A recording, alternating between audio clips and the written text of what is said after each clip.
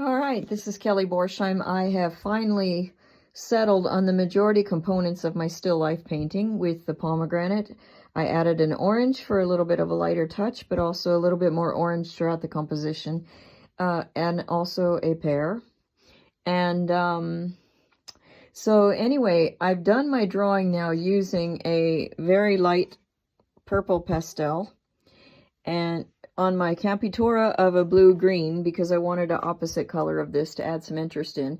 So I first need to get the shapes done in together because I need them to relate to each other so I know exactly where to put my painting. But as you can see in here, I pretty much got the vase mopped out here. There's the little cup there. There's the piece of pomegranate in the front. There's the big round pomegranate and then the bit of orange. And then I come over here with the horizon.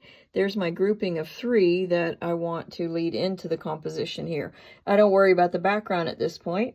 But what I want to do is when you work with perishable models, I want to make sure that I can get the relationships of all of these things because I need to paint that before it dies. And it's a pretty juicy little guy here. But the other thing is really cool is the reflection that's in this glossy. You see even with the pear, you see the reflection. Maybe not so much here, but come back to where my point of view is. You see the light orange there? And then the reflection here. That's a gorgeous thing. Even this has the pewter reflected down in here and stuff like that. So I want to get those particular details. And of course, then I'll go for the pomegranate.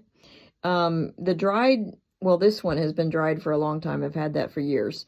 And this one's a bigger one. I just kept this one in because I like the smaller shape as a different contrast. Because a lot of the pomegranates I was buying this season are dramatically similar in size. And that's not what I really wanted. So anyway, I'm going to start painting tomorrow because I need to go to sleep tonight. And the first thing I'll do is start laying this in. However, I don't want to do what I have been trained to do, and that would be get a color approximate to gray and fill all this in to see a volume, okay? Draw in some of this stuff. Start to see it as a volume mass. I want to get a color similar to what I want and then sort of blotch it in because I want some of these purples and blues to come through. I don't want to lose all that. I can add them in later, but why would I?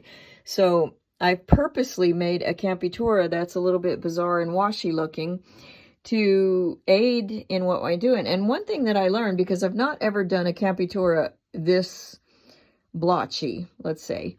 But you know what I found is that when I was in the back and walking up toward it, when I would make a measurement and say, okay, if I go across here, then it should hit there. The nice thing is I had points to relate so that as I walked up to the canvas, I could say, it was this point of blue, make it horizontal there. Or, you know, the top of the thing came to this level, but off to the side. So I could actually say, oh, here it was this point, or here it was that point, you know, relate it to stuff that was already on the canvas. And that actually sped up my drawing process a wee bit. So here, also at the bottom, you can see that I don't really have a straight line on my shelf here. And that will be something that once I kind of brush things in, I'll make sure that I get a measuring device and kind of make those kind of straighter just to give that semblance of control. Anyway, that's it for now. This is Kelly Borsheim. See my finished works at borsheimarts.com. Comment, subscribe, hit the notification button, and like, and all that stuff. Thank you for watching. Ciao, ciao for now.